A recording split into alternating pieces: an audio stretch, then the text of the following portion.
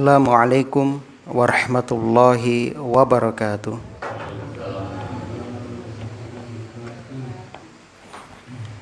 Innal hamdalillah nahmaduhu wa nasta'inuhu wa nastaghfiruh wa na'udzu billahi min syururi anfusina wa sayyiati a'malina.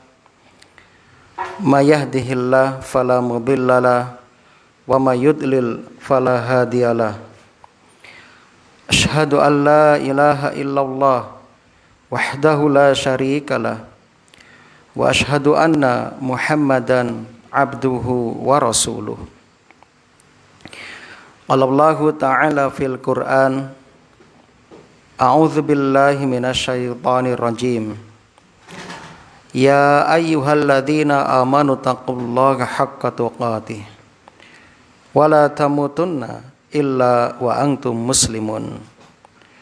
Wa qala ta'ala, ya ayyuhalladzina amanu taqullaha wa qulu qawlan sadida yuslih lakum a'malakum wa yaghfir lakum dhunubakum wa may yuti'illaha wa rasulahu faqad faza fawzan 'azima. Amma ba'du. Kaum muslimin dan muslimah yang mudah-mudahan senantiasa dirahmati oleh Allah di dunia hingga di akhirat. Alhamdulillah alladzi bi ni'matihi tatimmus shalihat. Segala puji bagi Allah yang dengan nikmatnya kebaikan-kebaikan hamba dapat terlaksana. Kita bersyukur kepada Allah yang senantiasa mencurahkan rahmat dan karunia-Nya kepada kita hingga kita dapat menghadiri taman-taman surga dalam keadaan yang terbaik. Mudah-mudahan Allah Subhanahu wa taala senantiasa menambah keistiqomahan kepada kita dan menjadikan berkah waktu-waktu kita, umur kita, harta kita, seluruh kehidupan kita. Dan tak lupa kita juga berdoa mudah-mudahan amal soleh kita diterima di sisi Allah Subhanahu wa ta'ala. Rabbana taqabbal minna innaka antas sami'ul alim. Allahumma anfa'na bima 'allamtana wa 'allimna ma yanfa'una wa zidna ilman. Dan mudah-mudahan kulolan panjenengan dipun paringi kesempatan saged kepanggih malih kalian bulan Ramadan yang kurang 1 bulan lagi. Allahumma sallimna ila Ramadan wa sallim lana Ramadan wa tasallamhu minna mutaqabbalan. Dan insyaallah untuk jadwal di mushola ini sudah kita tetapkan kurang lebih 14 hari nanti anak santri kita yang akan belajar untuk ngimami dan kultum di mushola Al-Ikhlas ini. Jamaah yang berbahagia, kita akan memasuki bulan Sya'ban. Kalau nggak salah, Rajab tahun ini ada 30 hari dan besok sudah masuk Sya'ban. Sya'ban, kita akan kembali mengingatkan Sya'ban diambil dari kata sya'bun. Sya'bun artinya kelompok utawi golongan. Dinamakan Sya'ban karena pada bulan ini masyarakat jahiliyah berpencar mencari air. Ada juga yang mengatakan mereka berpencar menjadi beberapa kelompok untuk melakukan peperangan. Setelah kemarin bulan Rajab, libur tidak perang. Imam Al-Munawi mengatakan bulan Rajab miturut masyarakat jahiliyah adalah bulan mulia, sehingga mereka tidak melakukan peperangan. Ketika masuk bulan Sya'ban, mereka berpencar ke berbagai peperangan. Itu penamaan bulan Sya'ban. Wonten pinten-pinten hadis yang berbicara tentang bulan Sya'ban. Di antaranya hadis Al-Bukhari dan Muslim. Karena Rasulullah sallallahu alaihi wasallam, anapun Kanjeng Nabi sallallahu alaihi wasallam, yasumu, berpuasa beberapa hari, hatta naqul, sampai kami katakan, la yuftiru, beliau tidak pernah tidak puasa. Wa yuftir hatta naqul la yasum, dan terkadang beliau tidak puasa terus. Jadi di bulan Sya'ban beliau itu kadang-kadang full, banyak puasa, kadang-kadang enggak puasa. Fama ra'aitu Rasulullah sallallahu alaihi wasallam istakmala siyama syahrin illa Ramadan. Dan saya, kata Ibunda Aisyah, tidak pernah melihat Nabi sallallahu alaihi wasallam berpuasa sebulan penuh kecuali di bulan Ramadan. Wa ma ra'aituhu aktsara siyaman minhu fi Sya'ban.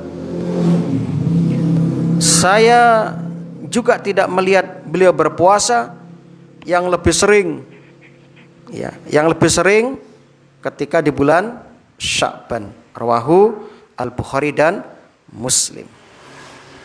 Ini hadis pertama yang berkaitan dengan bulan Sya'ban.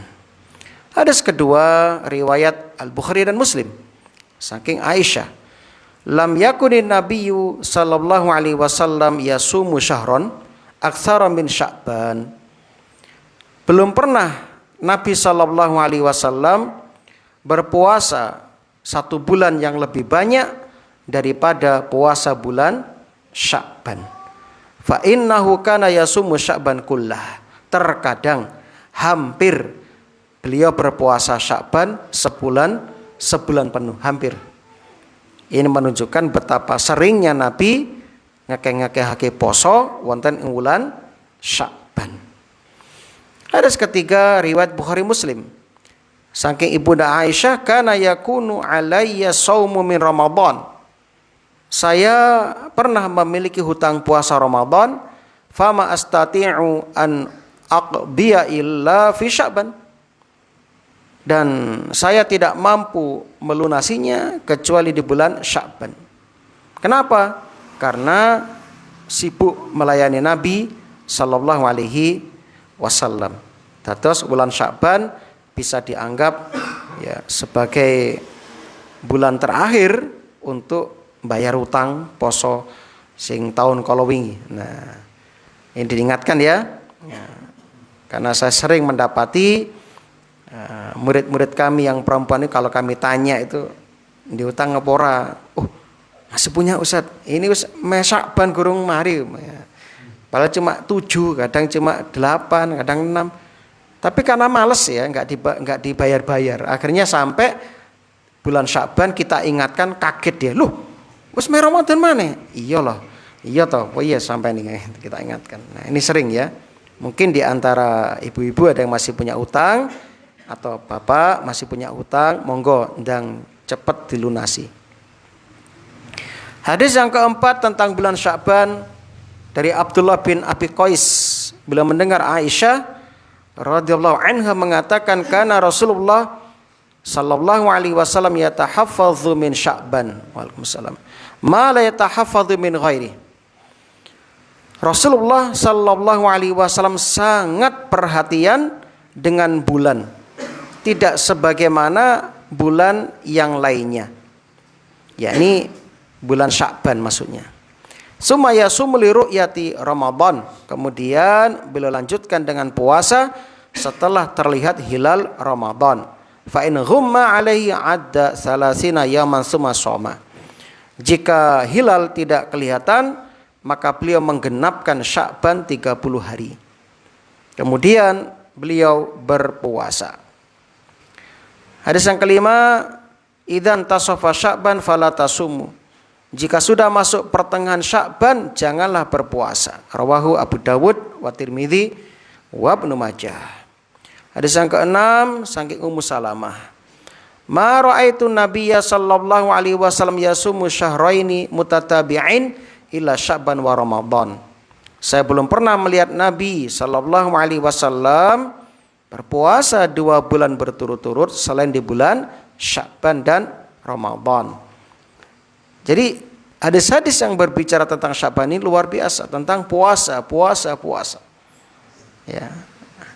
Ada hadis dari Usamah bin Zaid radhiyallahu an, "Dzalika syahrun yaghfulun nasu anhu baina Rajab wa Ramadan." Bulan Sya'ban itu adalah bulan yang kebanyakan manusia melalaikan.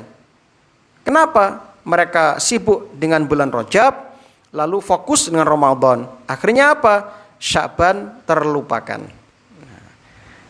Wahwa padahal syahrun turfa'u fil a'malu ila rabbil alamin.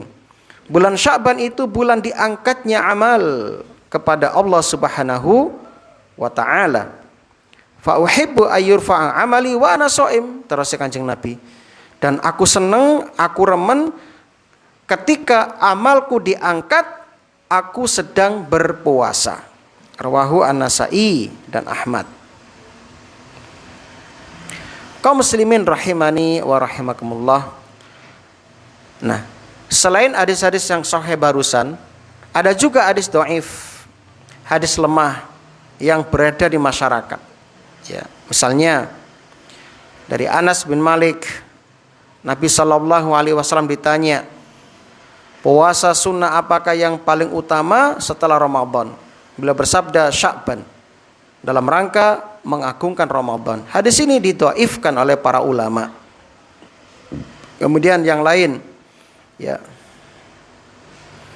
satu malam saya kehilangan Nabi sallallahu alaihi wasallam. Ternyata Nabi keluar ke kuburan Baqi', kuburannya para sahabat. Beliau bersabda, sesungguhnya Allah tabaraka wa ta'ala turun pada malam pertengahan bulan Sya'ban ke langit dunia, kemudian mengampuni dosa yang lebih banyak daripada jumlah bulu kambingnya suku Kalbun. Hadis Ahmad, At-Tirmidzi, hadis ini lemah, ya. Jadi banyak hadis-hadis lemah yang berkaitan dengan bulan Sya'ban. Mila menika cukup bagi kita berpegang dengan hadis yang sahih, bahwasannya bulan Sya'ban ini yang pertama bulan yang kita disunnahkan, dianjurkan memperbanyak puasa sunnah. Tidak 1 bulan full, tapi kerap ya, atau rutin di situ. Yang kedua, bulan Sya'ban ini bulan diangkatnya amal. Oleh karena itu, kaum muslimin yang berbahagia, mari kita berusaha untuk menjaga amal kita. Kalau bisa ketika diangkat amal kita berisi kebaikan-kebaikan. Di antaranya dengan apa? Dengan memperbanyak puasa. Itu kaum muslimin yang berbahagia. Proses pelaporan amal itu ya dijelaskan oleh ulama ada 3 kali. Yang pertama ada pelaporan amal harian, yang kedua ada pelaporan amal pekanan, mingguan, yang ketiga ada pelaporan amal yang bersifat tahunan. Yang pertama pelaporan amal harian. Ini terjadi 2 kali dalam sehari. Waktu pagi saat sholat subuh dan sore saat sholat asar. Dalilnya mana? Dalilnya hadis dari sahabat Abu Hurairah radhiyallahu anhu. Yata'aqabuna fikum malaikatum bil laili wa malaikatum bin nahar. Para malaikat di malam dan siang hari yata'aqabun, silih berganti mengawasi kalian. Wa yajtami'una fi sholatil fajri wa sholatil asri. Dan mereka berkumpul pada saat sholat subuh lan sholat asar. Summa ya'rujul ladzina tabatu fikum. Lalu malaikat yang mengawasi kalian semalam suntuk naik ke langit. Fayas'aluhum rabbuhum wa huwa a'lamu bihim. Allah menanyakan kepada mereka padahal Allah lebih mengetahui dari mereka. Kaifa taraktum ibadi? dalam keadaan apakah kalian tinggalkan hamba-hambaku? Fayaqulun, lalu malaikat malam menjawab, taraknahum wa hum yushollun. Kami tinggalkan mereka sedang mengerjakan sholat. Sholat apa? Sholat subuh. Kemudian ketika malaikat siang itu naik di waktu asar, ya, Allah bertanya, ya, kepada mereka sama dengan yang pertama tadi. Ya, ketika bertanya kepada malaikat malam, waktu kamu, ya, datang, bagaimana keadaan hambaku? Oh, sedang sholat. Ya, ini sholat asar. Kemudian ketika naik ditanya, waktu kamu pulang, bagaimana keadaan hambaku? Sedang sholat. Itu sholat asar. Nah, kemudian yang malaikat siang juga begitu. Ya. Jadi jamaah hadis ini sahih, riwayat Al-Bukhari nomor 555 dan Muslim nomor 1464 dan Ahmad dan yang lainnya. Jadi hadis ini menunjukkan adanya pelaporan amal harian dan menunjukkan keutamaan sholat subuh dan sholat asar. Sholat subuh disaksikan dua malaikat, malaikat malam dan malaikat sing ketemu tempuk tenggeriku. Sholat asar disaksikan dua malaikat pula, malaikat siang dan malaikat malam, sip-sipan di situ. Nah, masya Allah, jadi jangan tinggalkan yang bapak-bapak, emas-emas untuk menjaga sholat berjamaah 5 waktu. Khususnya sholat al-bardain, sholat dua yang dingin, nggih menika sholat subuh dan sholat asar. Monggo dimotivasi ya para ibu, yoga-yoganipun, ya anak-anakipun dimotivasi. Begitu juga ya tiang kakung nggih dimotivasi. Yang kedua, pelaporan amal pekanan. Terjadinya kapan? Setiap hari Senin dan Kamis.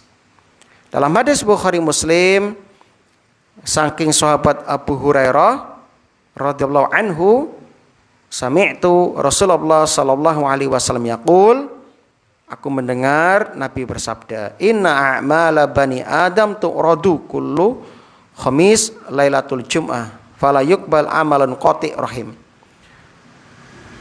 Amal-amal manusia dilaporkan kepada Allah setiap hari Kamis malam Jumat. Dan dalam hadis yang lain Senin, ya, yaumal isnin wal khamis, hari Senin dan Kamis. Kemudian fala yuqbalu amalu qati' rahim. Orang yang memutus tali silaturahmi, amalannya tidak akan diterima. Amalannya tidak akan diterima. Mula menika sebelum ini terjadi, ya, sebelum misalnya hari Senin tukaran misalnya, akhirnya satru. Nah, kalau bisa sebelum Kamis sudah rukun, ya, kalau bisa. Jadi satru itu batasnya pun 3 hari 3 malam. Tidak boleh lebih dari itu. Ya, misalnya pun ya, ada jenengan pengkerengan kalian rencangipun, wes satru, ya wes. Tapi jok lali yo telung dino rukunan meneh begitu. Apa yang ngono kira-kira? Nah, begitu caranya. Demi mendapatkan keridhonya Allah. Nah, enggak apa-apa satu, tapi syaratnya berapa?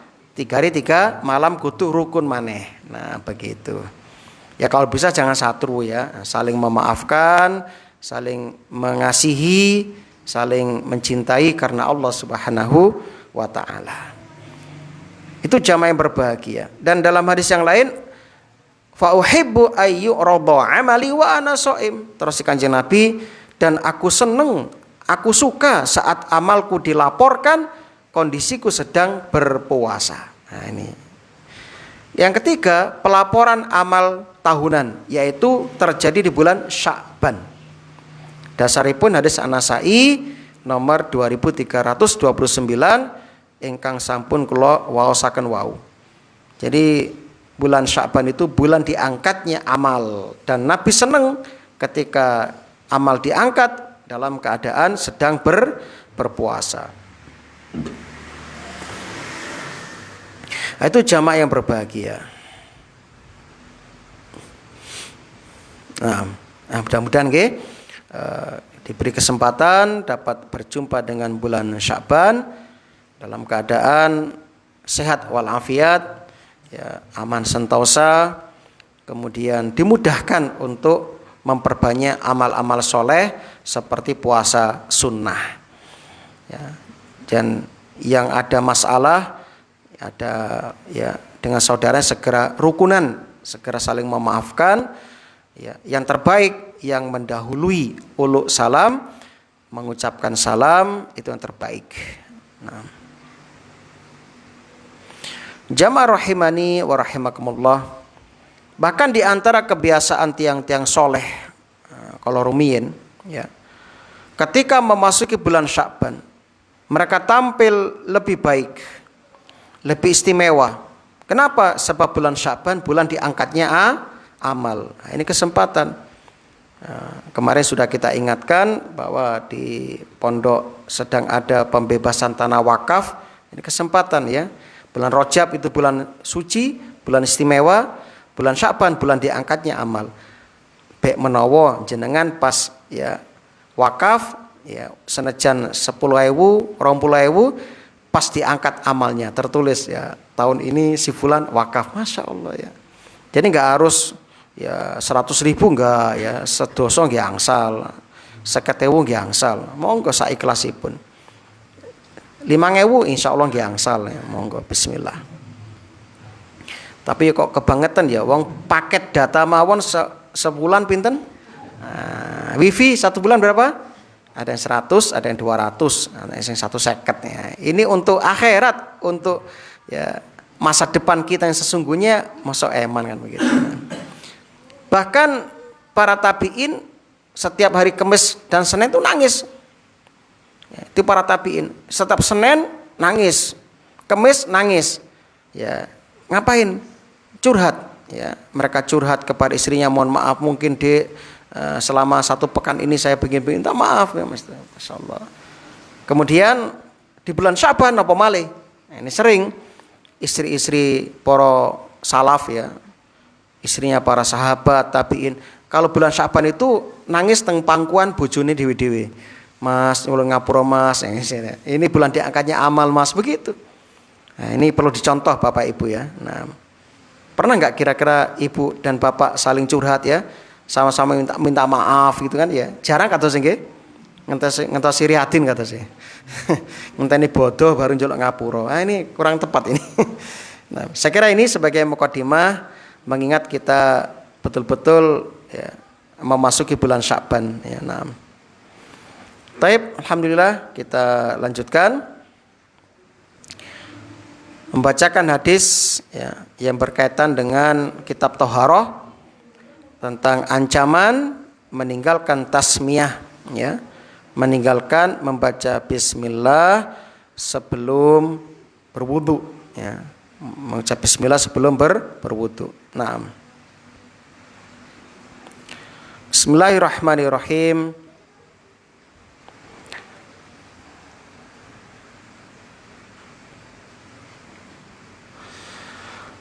An Imam bin Abu Bakar bin Syaibah, dia berkata, terdapat hadis sahih bagi kami bahwa Nabi bersabda ya, la wudu'a liman lam yusammillah, tidak ada wudu bagi orang yang tidak menyebut nama Allah. Hadis yang lain, la sholata liman la wudu'alah wala wudu'a liman lam yadhkurismallahi alaihi. Tidak ada sholat bagi yang tidak mempunyai wudu, dan tidak ada wudu bagi yang tidak menyebut nama Allah atasnya. Rawahu Ahmad, Abu Dawud, Ibnu Majah, At-Tabrani dan Al-Hakim. Mari kita jelaskan jamaah yang berbahagia, bagaimana hukum membaca bismillah saat wudu. Miturut pendapat mayoritas ulama, nggih menika ulama Hanafiyah, Syafi'iyah, dan salah satu pendapat Imam Ahmad, membaca bismillah saat wudu hukumipun sunnah sanes wajib. Kalau wong muslim malih maos bismillah sakderenge wudu hukumipun sunnah. Dasarnya barusan kita bacakan Abu Dawud nomor 101, Ibnu Majah 399. Al-Hafidz Abu Thahir mengatakan hadis ini hasan. Kemudian sebagian ulama ada yang mendhaifkan hadis ini. Namun setelah dikaji lagi, dikumpulkan riwayat-riwayat tentang perintah membaca bismillah sebelum wudu, itu ditemukan begitu banyak jalurnya, yang satu dengan yang lain saling menguatkan, sehingga hadis ini menjadi hasan li ghairihi. Hadis hasan li ghairihi bisa dijadikan dalil untuk beramal. Sedangkan makna la wudu'a, maknanya apa? Maknanya adalah tidak sempurna. La wudu'a tidak sempurna liman lam yadhkur ismallah alaih, bagi orang yang tidak membaca bismillah ketika berwudu. Itu maknanya. Loh kok bisa? Iya, karena ada hadis yang lain yang menyebutkan ternyata Nabi pernah tidak membaca bismillah ketika berwudu. Nah, ini menunjukkan hukum membaca bismillah boten wajib, nanging hukumipun apa? Sunnah. Ini jamaah yang berbahagia. Ustadz, kalau sunnah pripun? Nggih, langkung utami, langkung saedipun amalaken. Wong mboten usah bondo, gak usah kulak, gur maca bismillah. Kan dapat pahala.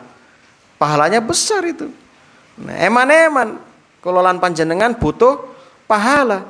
Nah, dikasih kesempatan kok mboten purun. Nah, ini. Jadi ampun ngantos kula lan panjenengan ngentengke, ngremehke masalah sunnah itu untuk diamalkan bukan untuk ditinggalkan. Itu sunnah. Nah, kan definisi sunnah apa? Sunnah itu kalau dikerjakan mendapat pahala, kan nggih? Kalau ditinggalkan tidak berdosa, kan begitu. Nah, eman-eman kalau dikerjakan. Mosok jenengan badhe sanjang ngenten, misalipun jenengan gesang wonten ing jamanipun Kanjeng Nabi. Rasul mengatakan seperti ini. Maksud jangan, ya Rasul, hukumnya apa? Sunnah misalnya pun. Wis gur sunah wae. Enggak mungkin begitu. Jadi kita itu butuh pahala, butuh ganjaran.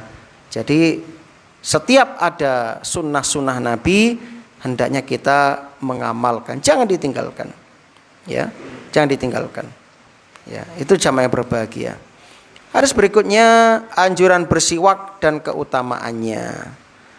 Laula an asyqa ala ummati la amartuhum bisiwaki ma'a kulli sholatin, Seandainya tidak memberatkan umatku, pasti aku perintahkan mereka bersiwak, setiap hendak sholat, setiap hendak sholat. Ini menunjukkan apa? Menunjukkan keutamaan anjuran bersiwak, masya Allah ya. Jadi siwak itu kalau nggak ada kayu siwak, Bapak Ibu bisa menggunakan yang lain, yang semisal, misalnya pakai sikat juga nggak apa-apa kalau nggak ada siwak. Kalau ada siwak, alhamdulillah, kan begitu. Karena banyak hadis-hadis yang menunjukkan keutamaan siwak. Dan ini hukumnya apa? Sunnah. Hukumnya sunnah. Dalilnya mana? Ya ini hadis berikutnya, as-siwaku mathharatul lil fammi mardatun lirabbi. Siwak kuwi membuat bersih mulut dan mendatangkan ridhonya Allah. Nah, manfaat siwak yang terpenting ada dua. Ada manfaat duniawi, membersihkan mulut, ada manfaat ukhrawi. Apa manfaat akhirat? Mendapatkan ridhonipun Gusti Allah. Mardatun lirabb. Ini yang paling utama. Sehingga siwak ini perbuatan bersiwak, maksud saya, bersiwak ini perbuatan yang ringan namun bisa menghasilkan kebaikan dan pahala yang agung. Nah, mohon maaf kalau untuk urusan dunia kadang kita cerdas. Misalnya pun dagang. Prinsipnya dagang apa? Modal sedikit, untungnya banyak, kan begitu nggih? Sepakat nggih, jenengan kalau dagang yang saged modalnya sithik, untungnya wakeh kan begitu. Nah, ini dikasih jenengan oleh Allah. Modalnya sedikit, untungnya banyak. Apa itu? Siwakan. Nah, ini. Ya paling enggak sikatan lah sebelum sholat. Kalau bisa setiap tidak sholat, sikatan. Nah begitu ya. Nah, jamaah yang berbahagia, cara bersiwak, ya ini cara bersiwak, menggosok gigi dan gusi dimulai dari sisi mulut sebelah kanan. Kanan dulu ya digosok ya, baru yang kiri. Ini kebiasaan Nabi. Nabi itu dalam hadis muttafaqun alaihi disepakati oleh Bukhari dan Muslim, karena Rasulullah sallallahu alaihi wasallam yu'jibuhu tayammunu fi tana'ulihi wa tarajjulihi wa tuhurihi wa fi sya'nihi kullihi. Dulu Rasulullah sallallahu alaihi wasallam sangat menyukai memulai pada bagian kanan saat mengenakan sandal, menyisir rambut, bersuci, dan dalam urusannya yang penting semuanya. Jadi Rasul paling senang mengawali dari sebelah kanan. Nalika jungkasan, damel sandal ya, bersuci kan begitu. Jamaah yang berbahagia ya. Seandainya jenengan ya mau dari sebelah kiri boleh-boleh saja. Cuma tidak dapat keutamaan mengikuti sunnah Nabi kan mengatakan. Terus siwak pakai tangan kanan atau tangan kiri tergantung ya, mau pakai tangan kanan juga boleh dan ini bagus ya, mau pakai tangan kiri juga boleh ya, nggak ada masalah ya. Tapi karena ini bagian dari ya, ibadah yang dianjurkan, maka kita sarankan pakai tangan kanan seperti itu. Nah, kata ulama, oh enggak, harus pakai tangan kiri. Kenapa? Ini kan tujuannya membersihkan kotoran, sedangkan untuk membersihkan kotoran itu pakai tangan kiri. Ada yang berkata demikian. Oh alam, yang penting mana yang paling mudah kan begitu ya. Nah, sehingga ada juga yang memerinci. Kalau siwakan bangun tidur berarti yang kiri tangannya. Kalau mau sholat yang kanan, ada yang begitu ya. Wallahu alam, intinya kita supaya dianjurkan bersiwak makatan mawon. Jadi nggak usah mumut ya. Nah, kapan waktu bersiwak yang utama? Pertama ketika hendak wudu. Dasarnya hadis barusan. Inda kulli sholah kan begitu. Yang kedua ketika sholat itu hendak sholat. Nah, saya masih ingat waktu di Pondok Banyuwangi dulu. Teman-teman kan kalau nggak punya siwak itu apa? Ini kainnya dibuat digosok cangkeme. Ini ujung apa? Ujung lambine. Lagak ngono kadang napa niku surbane. Nah, sampai ana sing ngeter ya, kelambi putih malah jadi kuning. Karena hampir tiap sholat begitu, kebiasaan teman-teman dulu. Kalau Pak Yai kita ya pakai siwak, kosok-kosok gitu kan ya. Nah, kalau teman-teman di pondok dulu Banyuwangi pakai kain. Karena memang ada hadis di Riyadhus Shalihin kan begitu. Kalau nggak ada siwak ya pakai kain kan begitu. Intinya siwakan itu ya tujuannya. Tapi yo kebangetan lah. Mungkin koncone sing sholat sebelahnya kan munek-munek gitu. Mampu kelambine gak enak kan begitu. Kemudian ketika hendak membaca Quran. Hadis pun hadis Baihaqi. Innal abda idza qama yusolli atahul malak. Sesungguhnya seorang hamba ketika hendak mendirikan sholat, malaikat datang. Wau jenengan badhe sholat maghrib, malaikat dugi. Yastami'ul Quran. Malaikat datang berdiri di belakang kita mendengarkan Al-Quran. Wa yadnu fala yazalu yastami'u wa yadnu hatta yadha'a fahu ala fi. Ya, dan ya, semakin mendekat kepada kita dan terus mendekat sampai meletakkan mulutnya pada mulut kita. Nah, jadi ketika ibu sholat tahajud ya, sholat sunnah itu malaikat mendekat ke mulut kita. Ya, mendekat ke mulut kita untuk ya, mendengarkan bacaan Al-Quran. Dan setiap bacaan Quran kita masuk ke mulutnya, ke perutnya malaikat, dimasukkan ke perutnya malaikat. Nah, masa kita mau dekat malaikat bau mulutnya gak enak kan? Sedangkan Nabi melarang kita masuk masjid dalam keadaan selesai makan pete, makan bawang dan sejenisnya.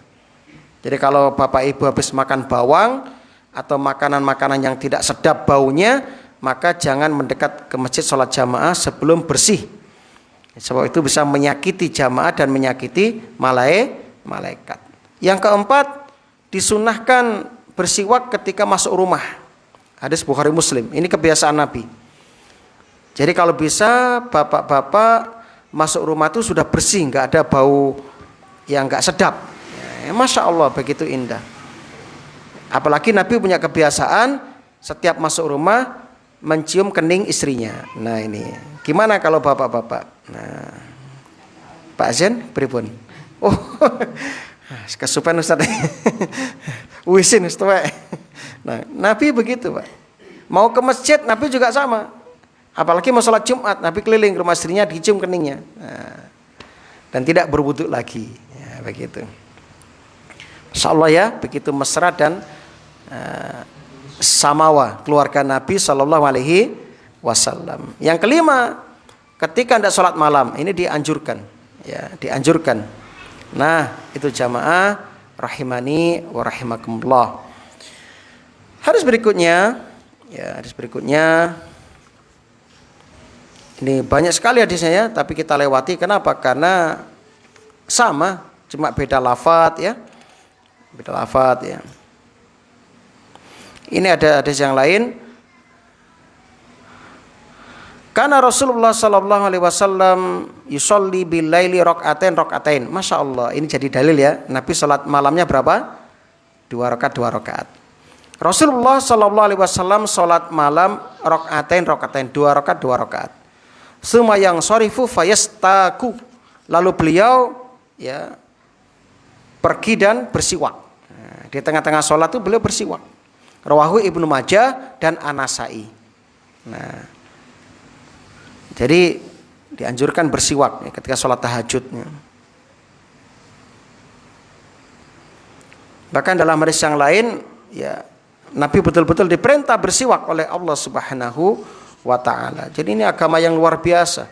Tidak ada agama sekomplit sedetail Islam di dunia ini, nggak ada. Hanya Islam yang komplit. Ya. Sampai urusan siwak, sikatan pun dibahas. Ya. Apalagi urusan yang besar.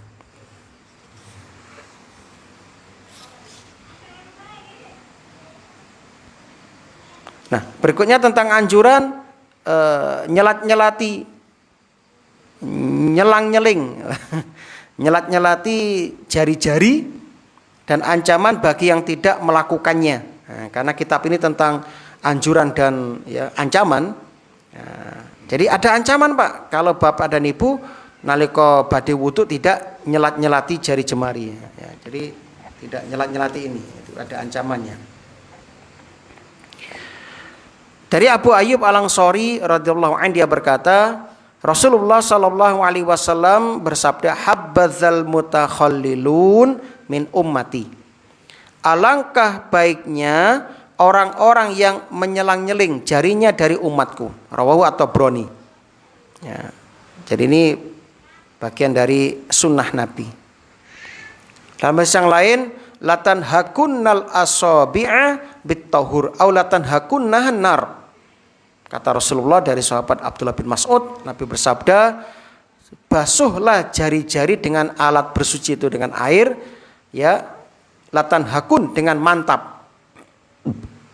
Atau api neraka yang akan membakarnya secara dahsyat. Oh, ancamannya ngeri ya. Nah, jadi ketika nyelat-nyelat itu sing temenan, gosok tenan. Gitu. Nah, gitu. Kalau jari dengan jari kaki dengan ujung apa nih kelingking ya. Nah, itu. Karena apa? Karena kecil ini kan. Kalau jempol kan angel ya, selati. Nah, ini sunnah Nabi. Bahkan ancamannya itu tadi. Lagak temenan sampai nyelat-nyelati, maka ancamannya apa? Neraka nanti akan membakarnya kan begitu. Ini sunnah yang sering ditinggalkan oleh sebagian orang. Nah. Dalam hadis yang lain, khallilul asabi al-khamsa. Selang-selinglah, selat-selatilah jari-jari yang 5. La yahsyuhallahu naron. Jangan sampai Allah menyisipkan api neraka ke dalamnya. Wah, ini menunjukkan apa? Menunjukkan anjuran. Ya, jangan ditinggalkan Bapak Ibu ya. Nah, kemudian berikutnya tentang ancaman meninggalkan anggota wudhu tidak kena air walaupun cuma sebesar mata uang dirham atau dinar. Dalam hadis yang sahih riwayat Bukhari Muslim dan Nasai serta Ibnu Majah dan Tirmidzi, anna nabiyya sallallahu alaihi wasallam ra'a rajulan lam yaghsil aqibai. Nabi melihat ada orang yang tidak membasuh kedua tumitnya. Faqala wailun lil aqabi minan nar. Celaka bagi tumit-tumit itu, ia akan dijilat oleh api neraka.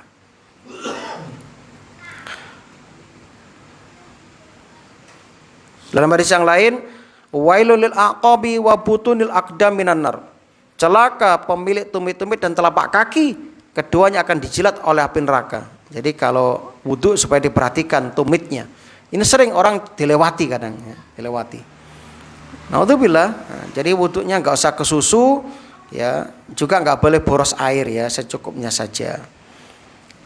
Kalau dulu waktu saya masih mondok kan di Blumbang wudhunya, waktu mondok di Banyuwangi, itu kalau ada teman yang bolak-balik wudhu kan banyak ragu. Bismillah, bribir, balik meneh.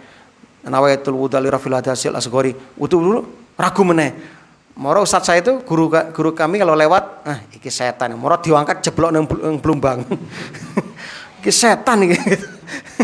Itu saya masih ingat ya. Saya punya teman dari Kebumen namanya Fudel.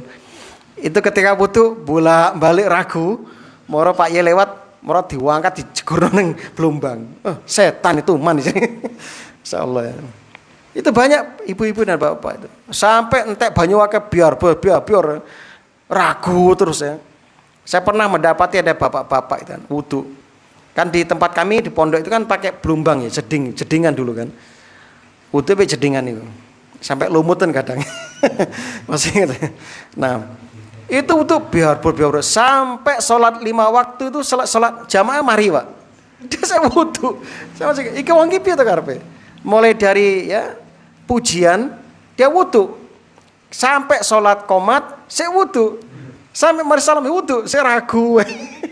Iki sampai kemblong ya, Masya Allah. Iki karepe piye itu. Nah. Itu sering Pak, sering di situ. Sering. Terutama ketika takbir.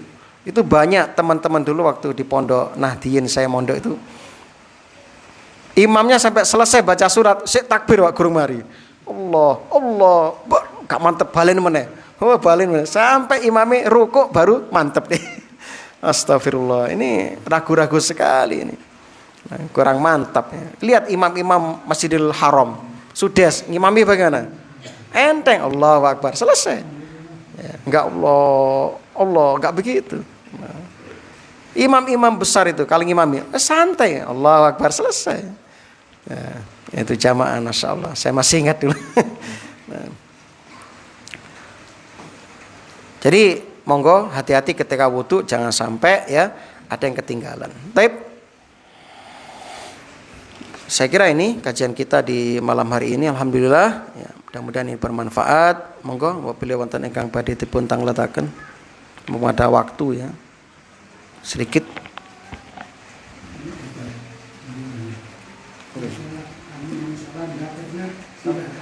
Tapi kalau mau wudhu silakan. Nah, tadi sudah kita sampaikan ya, bahwasannya kalau kita nggak punya siwak, ya, kayu siwak ya, atau arok, kita bisa menggunakan ya sikat gigi, fursyah, nggak ada masalah ya.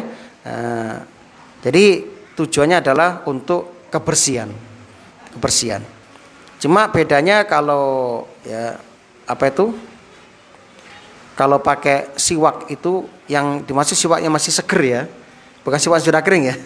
Itu punya manfaat lebih, membunuh bakteri lebih besar dan lebih banyak daripada odol. Itu aja kok, sama membantu pencernaan lambung. Ya, itu. Jadi kalau jenengan boten gadan itu sudah tercukupi dengan sikat gigi. Ya, dengan sikat gigi itu sudah mencukupi. Ya. Jadi apakah sikat gigi itu bisa menggantikan siwak ketika wudhu di rumah? Iya, sudah termasuk itu, sudah termasuk ya. insya Allah sudah termasuk. Karena tujuan bersiwak apa? Membersihkan mulut, ya, membersihkan mulut, tujuan utamanya. Itu jamaah yang berbahagia. Nah. Jadi Syekh Shalih Al-Munajjid menjelaskan hadis-hadis yang menunjukkan keutamaan siwak serta anjuran untuk menggunakan siwak mencakup semua jenis alat yang bisa digunakan untuk membersihkan gigi. Itu Bapak. Jadi kalau jenengan pingin kayu siwak dan nggak ada di Ndoko, bisa cari kayu jambu misalnya pun sing cilik nu, atau kayu apa? Kapuk misalnya, nggak ada masalah. Yang penting tujuan membersihkan gigi terwujud. Nah, mau pakai pohon zaitun nggih monggo, pakai dahan kurma nggih monggo. Ya, termasuk menggunakan sikat gigi, monggo. Nah, silahkan, nggak ada masalah ya. Itu sudah mewakili. Nah, karena asiwak secara bahasa artinya apa? Perbuatan memijat gigi tanpa melihat alatnya, itu siwak secara bahasa. Siwak menurut bahasa adalah memijat gigi-gigi itu, gosok-gosok gigi sambil ditekan tanpa memperhatikan alatnya, mau pakai akar, mau pakai dahan, mau pakai sikat, monggo, tidak masalah, boleh. Yang penting tujuannya apa? Membersihkan gigi. Bahkan dalam hadis yang lain riwayat ya Al-Bukhari nomor 4451, ya, Abdurrahman bin Abi Bakar radhiyallahu anhuma pernah ya, lewat, lalu Nabi SAW melihat yang dilakukan. Ternyata ya, Abdurrahman bin Abi Bakar ini, putra Abu Bakar itu membawa siwak dari apa? Pelepah kurma. Nah, jadi dari pelepah kurma itu ya dikunyah-kunyah jadikan siwak. Dan boleh, gak ada masalah. Mungkin ranting, gak ada masalah, boleh. Ya. Nah begitu. Jadi gak ada masalah ya. Nah, jadi kesembilan mengatakan, monggo Pak, silakan, alhamdulillah sudah terpenuhi. Nah, wallahu a'lam bishawab. Cekap ya. Alhamdulillah, semoga bermanfaat. Subhanakallahumma wa bihamdika asyhadu an la ilaha illa anta astaghfiruka wa atubu ilaik. Assalamualaikum warahmatullahi wabarakatuh.